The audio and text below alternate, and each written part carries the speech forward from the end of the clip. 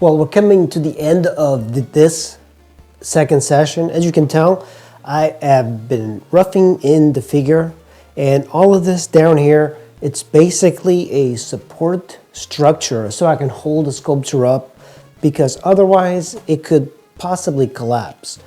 This armature, I've posted it up in the channel before. It's a photography tool or an overhead camera holder, and you basically can telescope it up, and I have used a threaded rod just to kind of support this figure because there is no inside armature.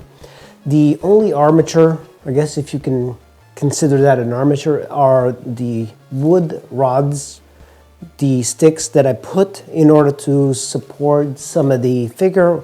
But other than that, I don't have any armature.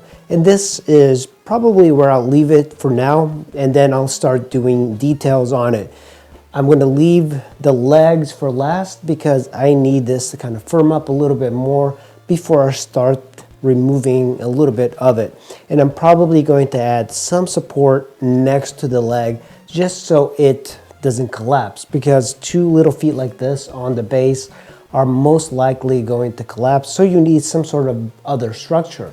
This is why I use drapery a lot, and that's why you see a lot of antique sculptures. They'll have some sort of support in the leg itself just to keep it upright. Standing sculptures are much more difficult as an engineering type of sculpture because there's so much weight on the legs and everything just keeps pushing down without an armature. So that's it. That's the status of the sculpture, and I'll see you in the next video.